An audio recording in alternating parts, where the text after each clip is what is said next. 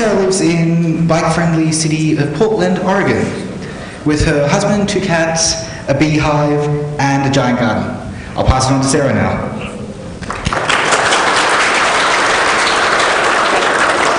So, I'm Sarah Sharp, and I'm here to talk about vampire mice. Now, I'm not talking about little furry supernatural critters. I'm talking about the USB devices that you plug into your system that suck the life out of your laptop batteries. So I'm going to talk a little bit about USB power management, how it works, and how it often does not work. I'm going to talk a little bit about new USB power management features for USB 3.0 devices and USB 2.1 devices, as well as talking about some new USB power management features in some current and future Intel systems. So first, let's talk about how USB power management is supposed to work. There are 3 types of USB power management. First of all, you can put a USB device into a lower power state. So you can put the device into suspend.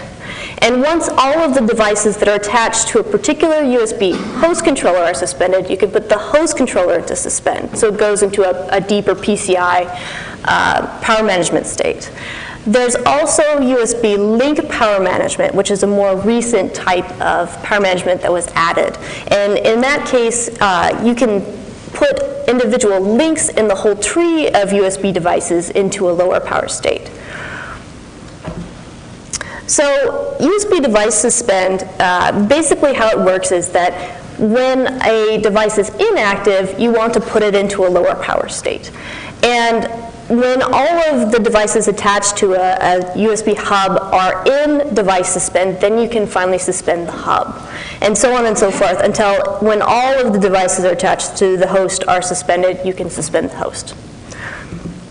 But the problem with that is that when you have one active USB device attached to the system, especially if you have an EHCI host controller, USB 2 host controller, then that host controller is going to continue to touch memory every time a USB transfer happens.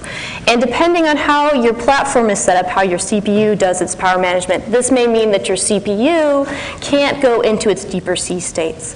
So the end result is that one active USB device can cause your whole system power management to just go to crap.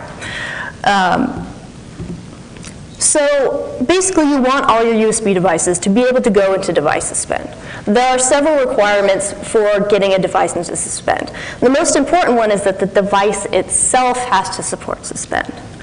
It's mandatory by the USB specification that these USB devices support device suspend. However, there are many, many, many cheap USB devices, many, many broken USB devices. The other issue is that the driver itself, the USB device driver, has to support suspend. And it's hard to put it's hard to put USB device suspend into drivers. And because there are so many USB device drivers, there are only some drivers in the kernel that have USB support. Some of the more used USB class drivers like webcams and Bluetooth radios, they have device auto suspend support. But a lot of, if you have an esoteric device like USB video adapter or something like that, you may not have device suspend support in your driver. The other issue is that to suspend a device, you can't have any USB transfers going to the device. So the problem is if user space is polling all the time and polling the device, then you may have an active device even if the device supports suspend and the driver supports suspend. Some devices require remote wake up, and basically how that works is that when a device is suspended, the device can send a signal to the host and say, hey, an event happened, you should wake me up. For example, if you have a Bluetooth radio and you receive a message and the Bluetooth radio is suspended, then it can send a remote wake-up signal back to the host. So some devices require remote wake-up to work properly. And sometimes that works and sometimes it doesn't, depending on your device manufacturer. So let's talk a little bit about how USB power management does not work. As I mentioned, there are a lot of device drivers that are missing auto-suspend support. Sometimes it's also impossible to get your USB device to idle. An example is a USB SD card reader. Whenever you have removable media, user space about every 2 seconds or so goes and pulls and says, has that media changed? Have you inserted an SD card into your SD card reader? Have you unmounted your device and suddenly your disk is gone, your USB disk? And so basically, since user space is sitting there pulling the device every 2 seconds, and the default timeout for putting a device into auto suspend is 2 seconds, you have an active device all the time. You can change either the auto suspend timeout for the USB device, or you can actually, in user space, change the polling rate for the SD card reader. But by default, basically, for USB mass storage devices, you're never going to get the device to go into suspend. And as I said, there are lots of USB devices that are broken when you try to suspend them. The most common thing that we see is that the device suspends okay, but when the host attempts to wake up the device disconnects, or it reconnects at a different speed. And so there's also some unsafe suspend behavior that we've seen with USB devices. So in particular, there was a USB hard drive enclosure, and it had a spinning disk in it. And when you told the device to suspend, it would cut power to the drive without parking the disk heads on the disk. So we don't enable auto suspend by default anymore for devices because they can break that way. Also, the other common behavior we see is that with USB devices that send remote wake-up requests to the host, often they don't send them when you think they're supposed to. So for example, if you have a USB mouse and you put it into suspend, it's supposed to be able to tell the host when an event happens. And you would expect that when you move the mouse would wake up and tell the host, hey, wake me up. Or maybe if you click a button, then the mouse would wake up. But the behavior that we most often see is that the mouse does not send a remote wake up when you move it. It only sends a remote wake up when you click a button. So if you're sitting there and you're typing some documents and you're staring off into space thinking, oh, okay, well maybe I want to edit that. And you go to move your mouse to edit that paragraph up there, and suddenly your mouse doesn't move. And you go, oh my God, is my system frozen? And so you don't, basically USB mice do not act the way we think that they should for device suspend. And so basically, you probably should not enable device suspend for any sort of HID device. Keyboards as well, when you suspend them, sometimes when you're typing and they send a remote wake up, you will lose some events. So you'll lose the first couple of keystrokes. So we just don't enable device suspend for HID devices. Sometimes firmware updates may help with your USB devices. So if you update the firmware on your USB device, maybe now it will work with device suspend. However, many device vendors don't give us any way to tell what the firmware is on the device. So you're looking at two devices and you don't know which firmware is running it because the device descriptors are exactly the same. So sometimes it's hard to tell, what firmware is actually running on the device and whether it will work. The other issue with device suspend is that we've seen that device suspend behaves differently depending on which platform you're on. And it may actually be electrical issues with your platform or host controller bugs, depending on your host controller. And so if we said, hey, we've got this USB device, we know it works fine, it comes out of device suspend, it resumes properly, it may work on one platform, but not on the other. So basically, we started out saying we want to enable, good power management. We want to have all these devices suspend. We'll just make a blacklist in the kernel of all these bad devices, and it will work out just fine, right? No, the blacklist got much too large. It was too difficult to maintain in the kernel. So basically, we made it user space's problem, which means we made it our user's problem. I'm sorry. So basically what we did was we turned auto suspend off by default for all devices except for USB hubs. you as a user can go attempt to turn on USB device suspend. You can go find the magic sysfs file if you want, or the easier way is to use the tool called PowerTop. In the tunables section of PowerTop, you can go turn on auto suspend for your USB devices. In this particular example, you can see that I left it off for my mouse and keyboard and turned it on for everything else. So basically, if you want to try and see if your devices support device suspend, go into PowerTop, turn it on, and make sure that you try using the device to make sure that it resumes properly. So if you suspend your webcam, go then open Cheese or LUVC view to make sure that it works afterwards. The problem with PowerTop, however, is that the auto suspend, turning it on, does not persist. So if you unplug a device and replug it back in, then the kernel thinks it's a different device, and it will disable auto suspend for it. So basically, you'd have to go into PowerTop and re-enable auto suspend for it. Also, if you reboot your machine, then the auto suspend will be turned off for your USB devices. So if you've tested and you know that your devices support suspend, and you want to enable it by default, then basically what you need to do is you need to write a UDEF rule that goes and looks at the device, product and vendor ID, and turns it on as soon as it's plugged in. And I've helpfully wrote a little bash script and stuck it up on GitHub if you'd like to go try that out. So basically, if you take away anything from this talk, please go attempt to try and suspend your USB devices with PowerTop. If it works, go grab the script and enable it by default. And hopefully, when you're on battery, you'll get longer battery life. So let's talk a little bit about some new USB power management features that should hopefully help a little better than device suspend. So there's something called USB Link Power Management. The challenges, and this was put in because there were so many challenges with USB device suspend. Basically, the challenge is where you as the user needs to go turn on device suspend because it's so broken. And it requires a lot of device driver modification. And since there are so many USB device drivers in the kernel, we're not going to get to them all in this amount of years.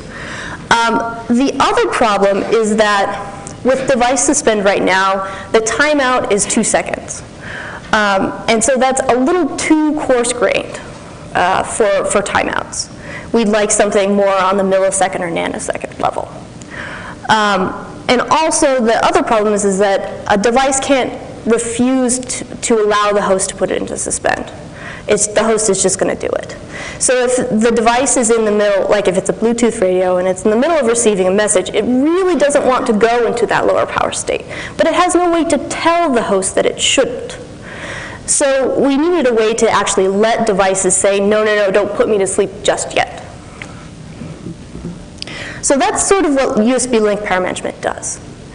It's not quite as good power savings as USB device suspend, but basically what the idea is, you have a tree of USB devices.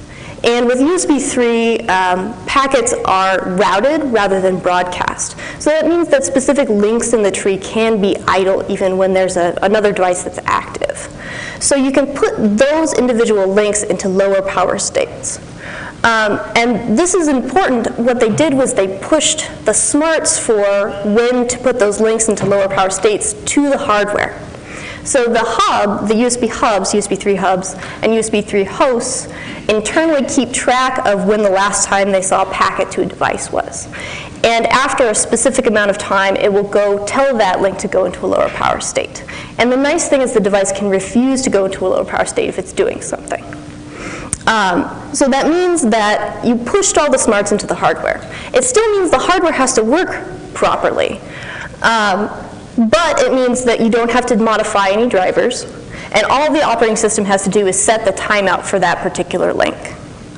And so there are still USB devices that they'll always refuse to go into a lower power link state. You know, the vendor just said, no, we don't have time to support this power management. So you can tell by looking at the parent's port status registers and figuring out, is your device in these lower power states, U1 or U2? And there are also some USB 3 hubs that don't really keep track of the timeouts. So they will never ask their children to go into a lower power link state. So if you look at the registers and you don't see that the USB 3 device is in a lower power link state, it may be the USB 3 device's fault, or it may be the hub's fault. So they liked USB 3 link power management because it pushed the smarts into the hardware and allowed the links to go into lower power states on a millisecond or nanosecond kind of level. And so they also they did an engineering change notice to the USB 2 spec to go push link power management into USB 2 devices. Now, because they didn't want to change USB 2 hubs and make the USB 2 hubs smart, they said, well, we'll only change the host controller. So you only get USB 2 link PM for devices that are attached directly to the host. But if you've got something like an integrated webcam or a fingerprint reader in your laptop, that's probably attached directly to the host. So I'm going to talk a little bit about some cool new USB power management features that are in current Intel systems.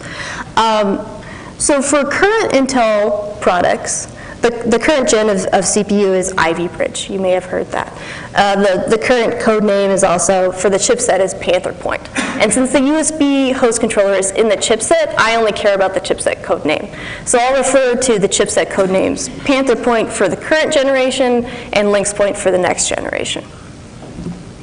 So Panther Point is pretty cool because it finally has a USB 3 host controller. Yay!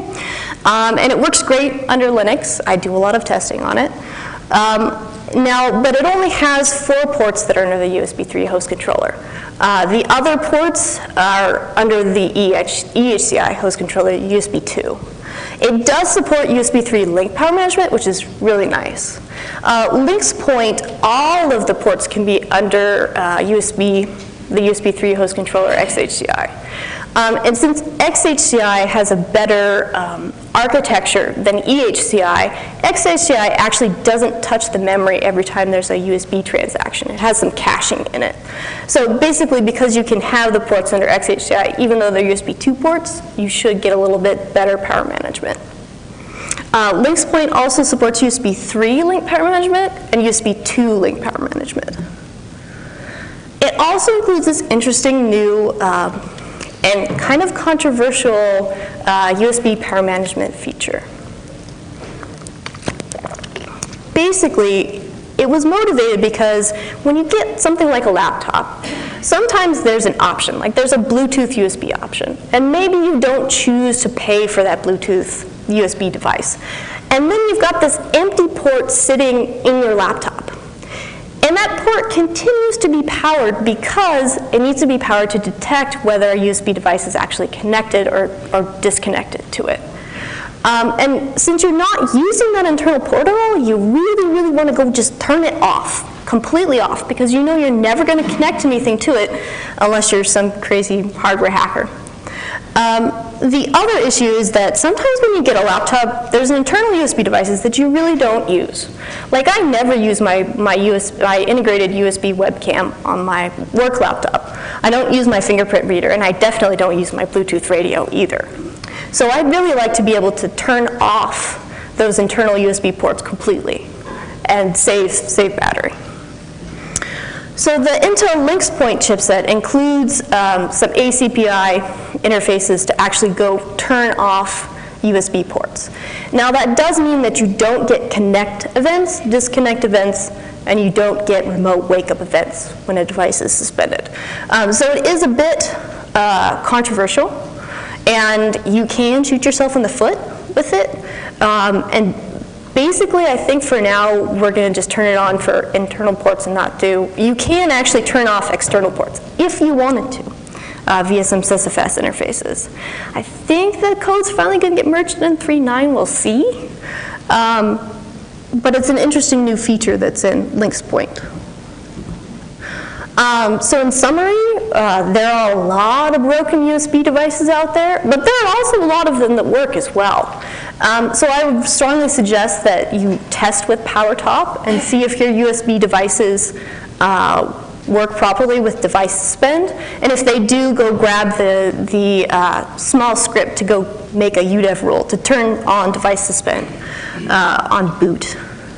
And link pair management is pretty cool because it doesn't require you as a user to do anything. The hardware does all the work, and the operating system just has to set timeouts. And there's a pretty cool new USB power management features for Intel systems.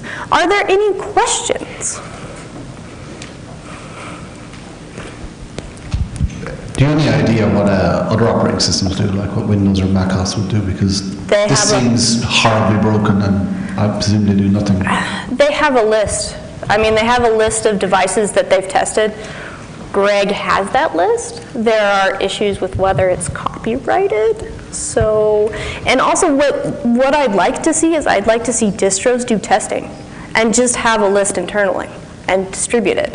I mean, I started a list in the GitHub, and I guess you can send me pull requests of devices that work, but basically this needs to be done on a larger scale to do testing. Does it also apply to, like the touchpad and keyboard in your laptop? And roughly, how much is the power saving by, if you have a device that works, how much power could you be saving by enabling it? So the question was, does it work for your mouse and keyboard? The thing is that most laptops do not have USB mice and keyboards, specifically because they draw so much power. They're usually connected via I2C. And so the only ones that I know that do USB mouse and keyboard are Apple. And that's because USB trackpads are much more responsive than I2C. But that's because Apple can go and cherry pick a vendor, because they're going to control the hardware, to get the right one that actually has device suspend.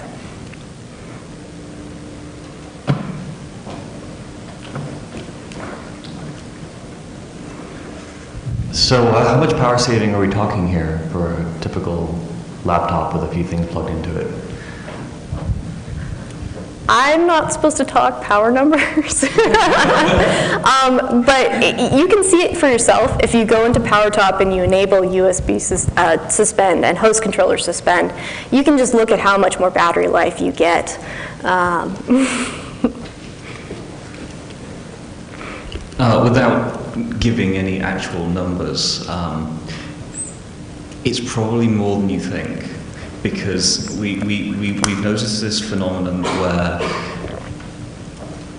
you're kind of hitting, if even one of your devices is awake, it's keeping the whole tree busy. So, and keeping the whole tree busy means you're keeping the host controller busy, which means you're keeping the DRAM busy, which means you're keeping the CPU busy, and it's just this huge long chain reaction. If you can get that one device off, because it's the last remaining device that's on, you can get everything off. And it's huge. So I'm not Intel. On Sandy Bridge, it's about 4 watts.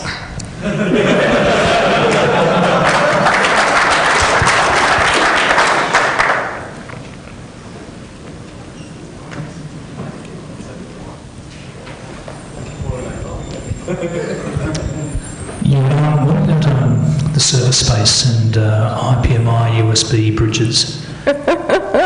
That's You're the sort of thing screwed on the server space when you have USB devices attached, especially if you have an EHCI rate matching hub and a BMC in it. So I would highly suggest you look into actually enabling device suspend for a server. The problem is that it depends on your distro how current the kernel is. So for BMCs where you have a keyboard and mouse and CD attached, the CD driver doesn't have auto suspend support in it yet, and some of the server BMCs don't disconnect the USB emulated CD driver when no one's actually logged into the system, which means that basically you're keeping EHCI and all the whole tree and your server active, and it's more than Sandy Bridge.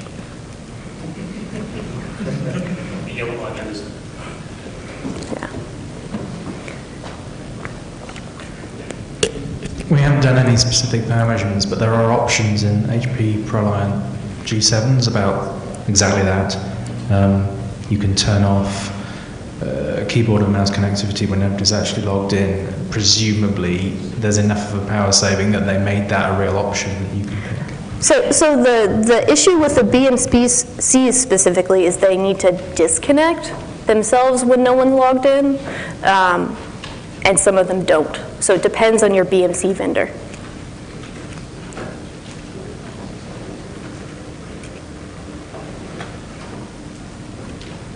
Okay, thank you for the talk, Sarah. Thank you.